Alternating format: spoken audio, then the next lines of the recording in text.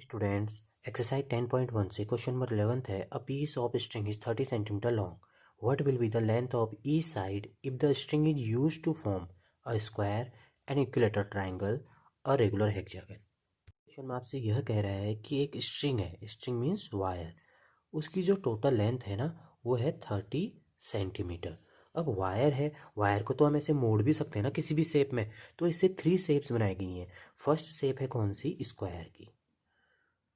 First shape है किसकी? Square की।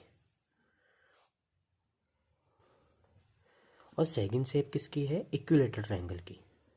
सेकंड शेप किसकी है? इक्विलेटरल ट्रायंगल की। थर्ड शेप है a regular hexagon. Regular mean जिसकी सभी साइड्स इक्वल होती हैं।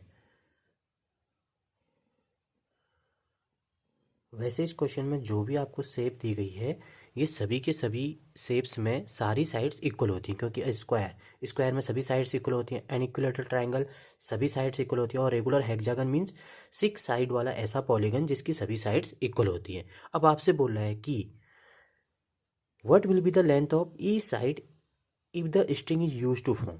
तो हर एक साइड की आपको क्या बता देनी है? लेंथ बता देनी है। अब देखिए, स्ट्रिंग एक ही थी, उसे बारी बारी से अलग अलग शेप्स में कन्वर्ट किया गया है। तो ये जो पेरीमीटर है, कहने का मतलब बाउंड्री जो है वो 30 सेंटीमीटर ही तो रहेगी हर केस में, क्योंकि एक ही स्ट्रिंग को तो मोड़ के बना रहे हैं बार बार। तो ये अगर स्क्वायर बनाया है तब भी इसमें 30 सेंटीमीटर रहेगी। इक्विलेटरल ट्रायंगल बनाया इसमें भी कितनी रहेगी? 30 सेंटीमीटर रहेगी। और रेगुलर हेक्सागन बनाया तो तब भी 30 सेंटीमीटर रहेगी, क्योंकि एक स्ट्रिंग को अगर हम जब मोड़ेंगे तो जैसी भी शेप लेगा तो टोटल लेंथ ही तो यूज होगी ना उसमें। तो ऐसे ही पहले क्या बनाया गया है? स्क्वायर बनाया गया है, फिर ट्रायंगल बनाया गया है। ट्रायंगल कौन सा? Equilateral triangle. और फिर रेगुलर हेक्सागन। सभी साइड्स क्या होंगी? इक्वल। इसमें भी सभी साइड्स क्या होंगी? इक्वल। पर आपको बताना है हर एक साइड का मेजरमेंट क्या होगा अलग अलग शेप के लिए। ठीक है, तो आइए करते हैं इसे। शेप ले लेते हैं स्क्वायर। अब यहाँ पर क्या दे रखा है? इसकी टोटल लेंथ 30 सेंटीमीटर है, तो इसकी बाउंड्री भी कितने सेंटीमीटर की होगी? 30 सेंटीमीटर की। तो हम लिख देते हैं पेरीमीटर, गिवन है ना ये, पेरीमीटर ऑफ स्क्वायर कितना है? 30 सेंटीमीटर। अब कितनी साइड्स हैं इसमें? 4 साइड्स है ना, और सभी के सभी साइड्स क्या होती हैं? इक्वल मेजरमेंट की होती हैं। तो इसका मतलब जितने की ये होगी उतने की ये भी होगी, फिर उतने की ये लास्ट वाली भी उतनी। तो हमें अगर एक साइड का मेजरमेंट निकालना है तो हम क्या करेंगे? हम करेंगे इसको 4 से divide. So measure of E side 30 divide by 4, तो कितना आ जाएगा? 4 7 जा 28, और आ जाएगा कितना? 5, 7.5 सेंटीमीटर। अगर आप 7.5 को 4 बार प्लस करोगे ना तो आपका यही आंसर आएगा। देखिए 7.5, 7.5, सभी 7.5 की हो जाएंगी ना, ये भी 7.5। अब देखिए 7.5, 7.5, 7.5, 7.5, अगर इन सबको टोटल करूँगा तो 30 सेंटीमीटर का वायर फिर से आ जाएगा। देखिए कैसे? देखिए 7.5, 7.5, 7.5, 7.5, 5 4 जा 20, 7 4 जा 28, 28 प्लस 2 30। देखिए 30 सेंटीमीटर आ गया। तो इसका मतलब हर एक साइड कितने सेंटीमीटर की होगी? 7.5 सेंटीमीटर। ये हमने क्रॉस चेक भी कर लिया अपना आंसर। बी पार्ट है एन इक्विलेटरल ट्राइंगल। अब यहाँ पर इक्विलेटरल ट्रायंगल बनाया गया है, तो फिर से ये 30 सेंटीमीटर है, तो इसी को तो मोड़ के ये बनाया गया है। तो इसका मतलब इसका भी पेरीमीटर दिया गया है कितना? 30 सेंटीमीटर। तो लिखेंगे पेरीमीटर ऑफ इक्विलेटरल ट्रायंगल। आप सिंबल भी बना सकते हैं यहाँ पे ना। 30 ही रहेगा सबके लिए, क्योंकि एक ही वायर को बार बार मोड़ा जा रहा है ना, अलग अलग शेप को बनाने के लिए।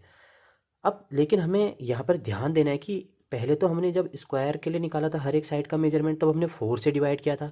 यहाँ पर हम 3 से डिवाइड करेंगे, क्योंकि यहाँ पर 3 ही तो साइड्स है ना, 1 2 3। यहाँ पे 4 थी, 4 को इक्वल हिस्सों में बांटना पड़ेगा, 30 को 4 बराबर हिस्सों में बांटना पड़ेगा।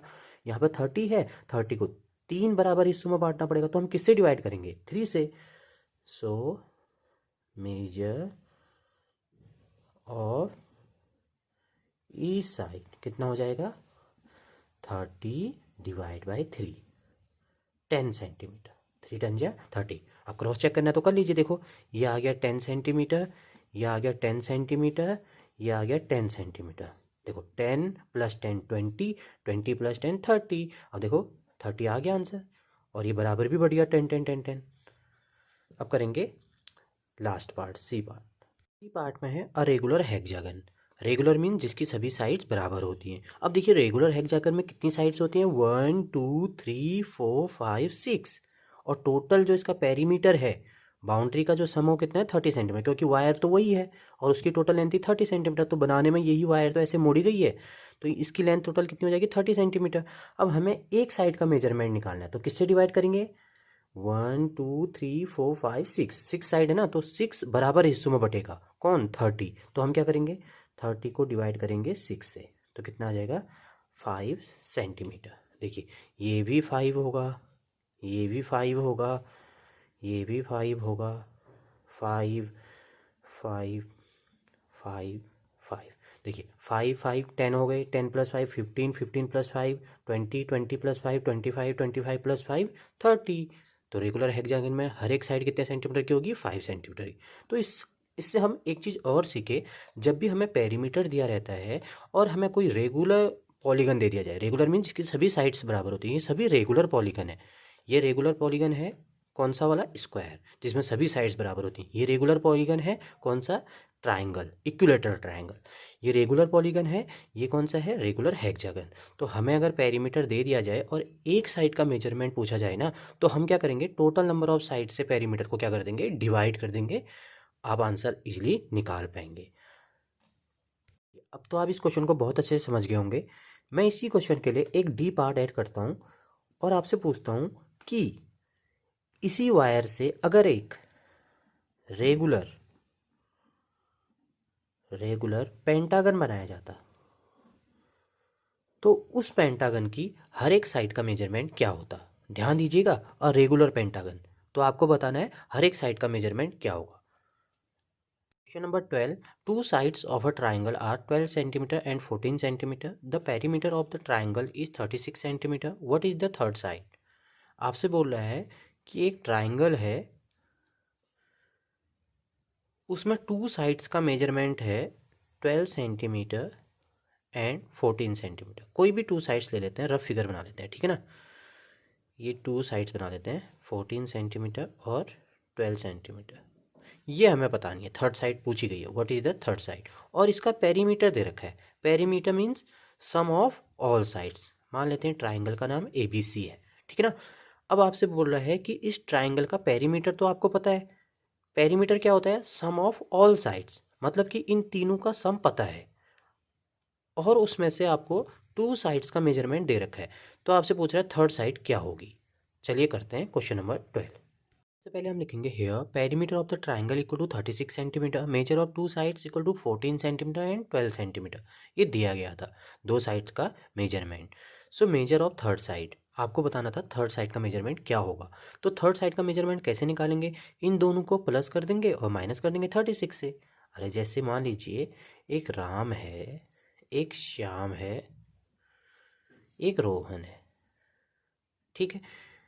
इन तीनों को इनके फादर ने, एक ही फादर है, मिला के 100 रुपीज़ दिए, है ना। ये तीनों भाई हैं और इनके फादर ने इनको 100 रुपीज़ दिए मिला के, मतलब टोटल इन तीनों के पास 100 रुपीज़ थे। अब राम के पास अगर 20 रुपीज़ हैं और श्याम के पास अगर 50 रुपीज़ है, तो रोहन के पास कितने होंगे। आप क्या करते, 50 को 20 से प्लस करते और जो आंसर आता उसमें से 100 में से माइनस कर देते ना। इन दोनों को प्लस करते, आपका आंसर आता 70, और आप कर देते 100 से माइनस, तो क्या आता आपका आंसर 30। यही कॉन्सेप्ट यहाँ पर भी लगाना है। तो क्या करोगे आप, so measure of third side equal to perimeter दिया है, perimeter of triangle minus sum of two sides. यहाँ से भी लिख सकते हो आप, यहाँ पे जगह नहीं थी तब मैंने नीचे लिखा, तो एक ही लाइन में लिखना है आपको, perimeter of triangle minus sum of two sides. अब देखिए पेरीमीटर ऑफ ट्राइंगल कितना है 36, और सम ऑफ टू साइड्स ये हम यहाँ पर कर लेते हैं, 14 और 12 कितना होता है 26, तो यहाँ पर लिख लेते हैं। तो 6 - 6 0, 3 - 2 1, तो कितना हो जाएगा 10 सेंटीमीटर। तो तीसरी साइड जो होगी उसका मेजरमेंट कितना होगा 10 सेंटीमीटर।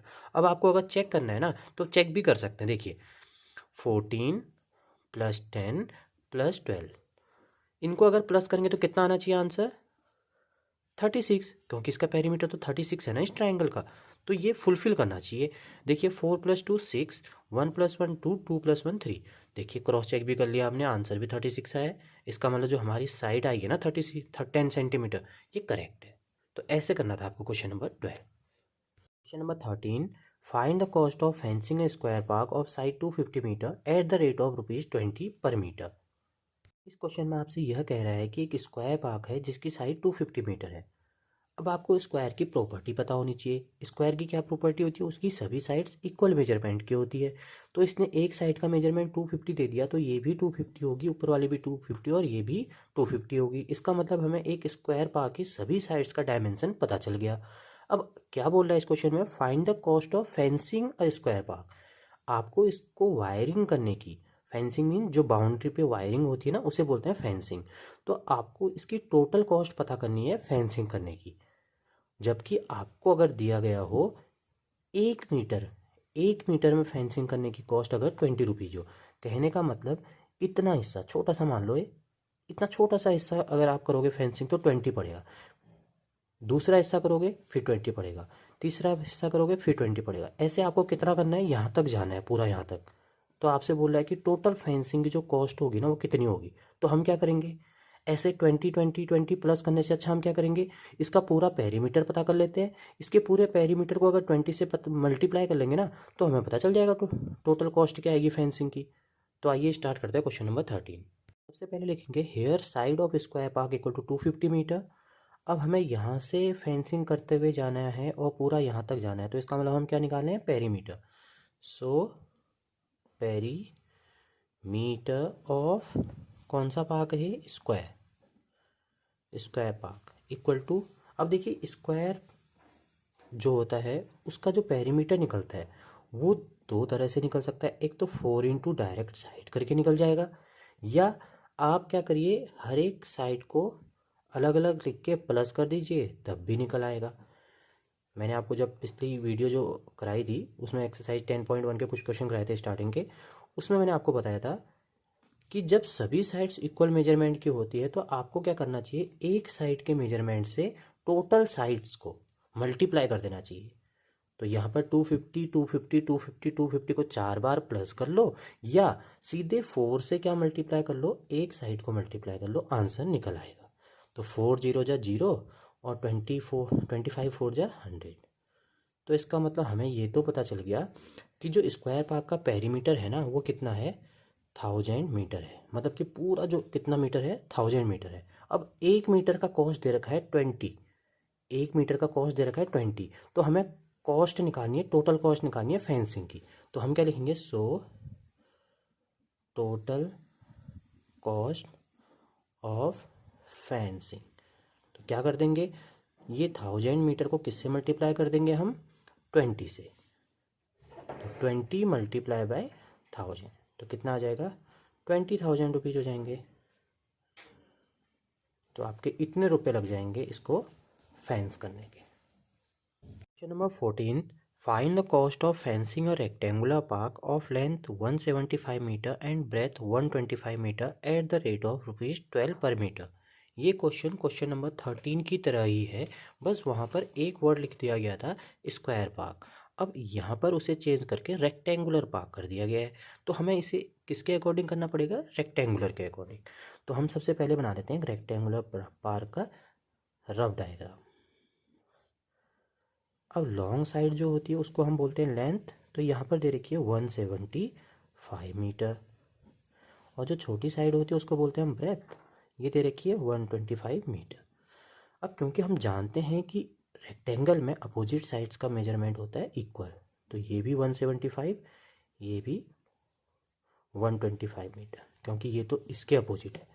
ठीक है, इस क्वेश्चन में भी आपसे पूछा गया है find the cost of fencing a rectangular park of length 175 metre and breadth 125 metre at the rate of ₹12 per metre. तो आपको टोटल कॉस्ट निकालनी है फेंसिंग की, जबकि एक छोटे से हिस्से 1 मीटर की, 1 मीटर की कॉस्ट आपको दे रखी है 12 रुपीज़।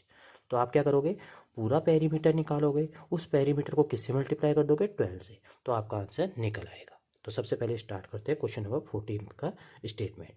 सबसे पहले हम लिखेंगे here length of rectangular park equal to 175 metre, breadth of rectangular park equal to 125 metre, so perimeter of rectangular park. अब फिर से वही बात आती है जैसे मैंने आपको यहाँ पर भी समझाया था, आप अलग अलग लिख के डायमेंशंस को अलग अलग लिख के भी ऐड करके निकाल सकते हैं और डायरेक्ट फार्मूला भी अप्लाई कर सकते हैं। अगर अलग अलग निकालना हो तो कैसे निकालेंगे, 175 प्लस 125 प्लस 175 प्लस 125, आपके सामने पेरीमीटर निकल आएगा, क्योंकि फेंसिंग का हम बाउंड्री पे करेंगे ना, तो यहाँ से स्टार्ट करेंगे और यहाँ तक आ जाएंगे। तो दूसरे वे में जो हमने फॉर्मूला कराया था, आपको फॉर्मूला क्या बताया था, 2 इंटू एल प्लस बी, क्योंकि 2 बार तो लेंथ प्लस हो जाती है, 2 बार ब्रेथ प्लस हो जाती है, तो इसलिए हम क्या करते हैं 2 यहाँ पर लिख लेते हैं और लेंथ और ब्रेथ को प्लस करके 2 से मल्टीप्लाई कर देते हैं। तो हम लिख लेंगे यहाँ पे 2 इंटू लेंथ है 175 और ब्रेथ है 125। तो सबसे पहले ब्रैकेट सॉल्व करेंगे, ब्रैकेट के अंदर इन दोनों को अगर प्लस करें तो क्या आएगा, 5 plus 5 10, 7 plus 2 9, 9 plus 1 10, 1 plus 1 2, 2 plus 1 3, तो 300 आ गया। तो इसका मतलब हमें 2 से कर देना है मल्टीप्लाई किसको, 300, तो कितना आ गया 600। तो ये तो आ गया इसका क्या, पेरीमीटर। अब हमें क्या निकालनी है, टोटल कॉस्ट ऑफ फेंसिंग।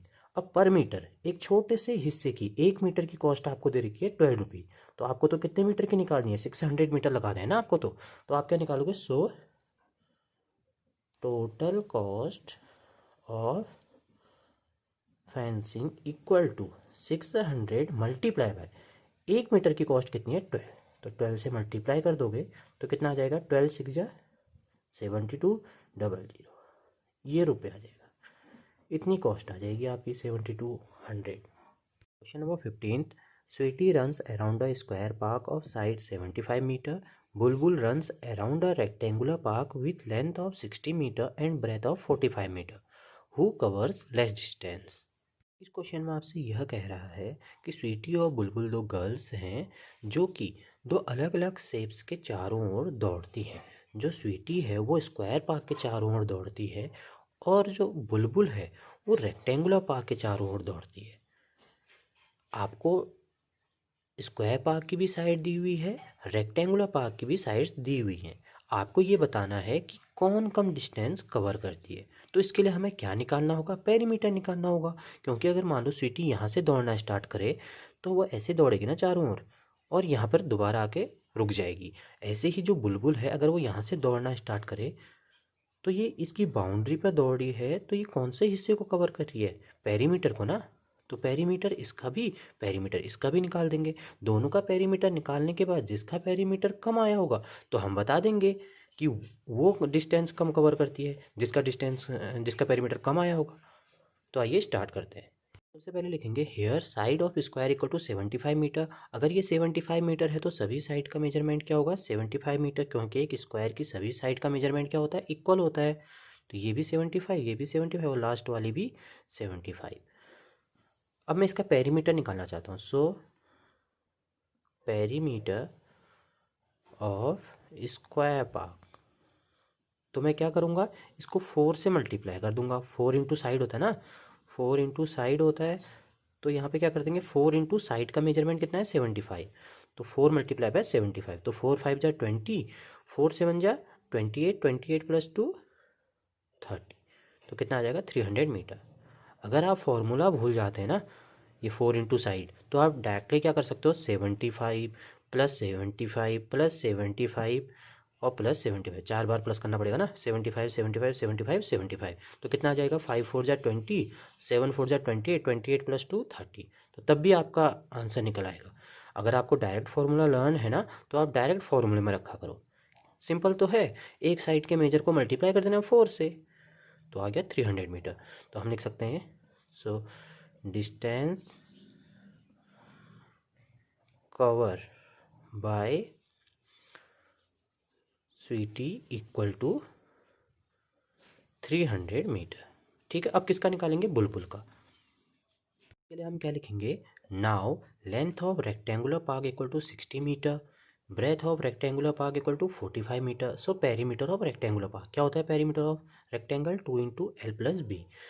यहाँ पर क्या हो जाएगा, ये भी 60 हो जाएगा क्योंकि अपोजिट साइड्स इक्वल होती हैं, ये 45 है तो ये भी 45 हो जाएगा। मैं फिर से रिपीट कर रहा हूँ, जो बच्चा फॉर्मूला भूल जाए वो क्या करेगा, 60 + 45 + 60 + 45, तो आपका आंसर आ जाएगा। आप खुद चेक करिएगा इसमें, ठीक है ना।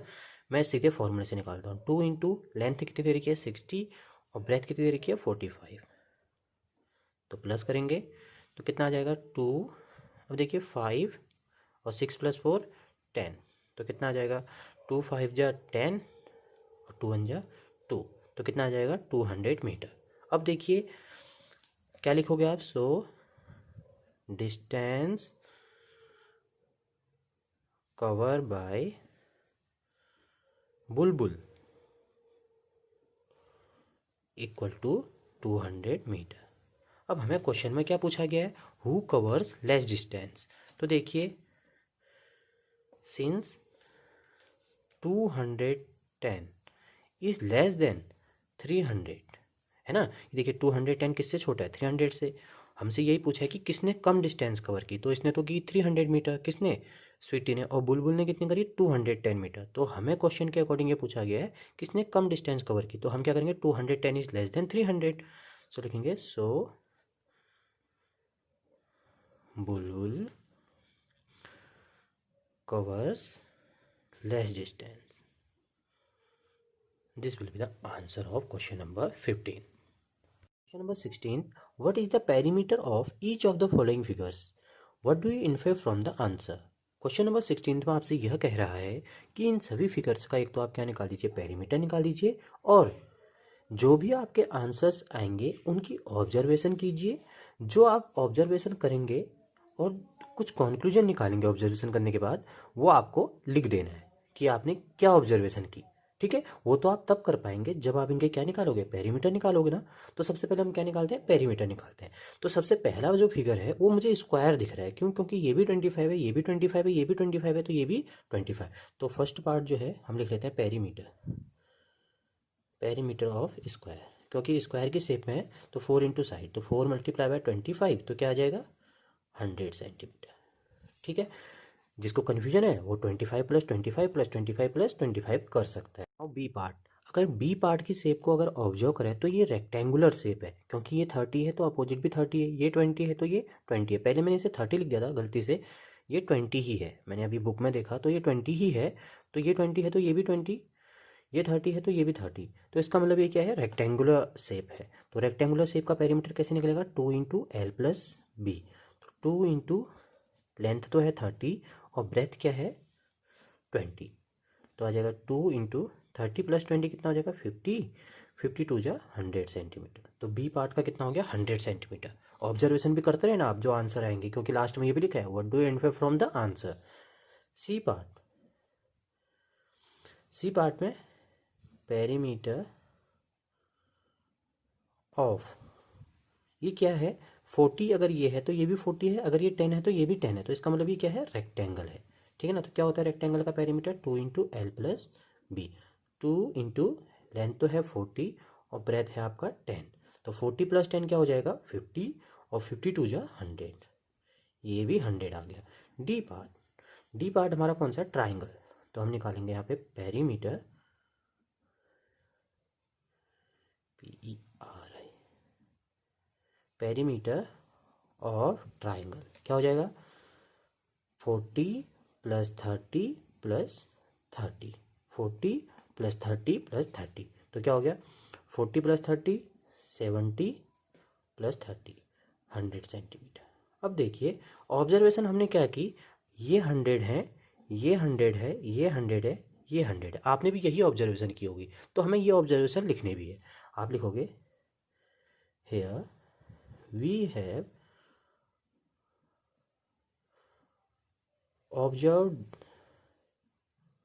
observed that the perimeter of all figures is equal। यही इंफॉर्मेशन आपको लिखनी थी। Thank you students.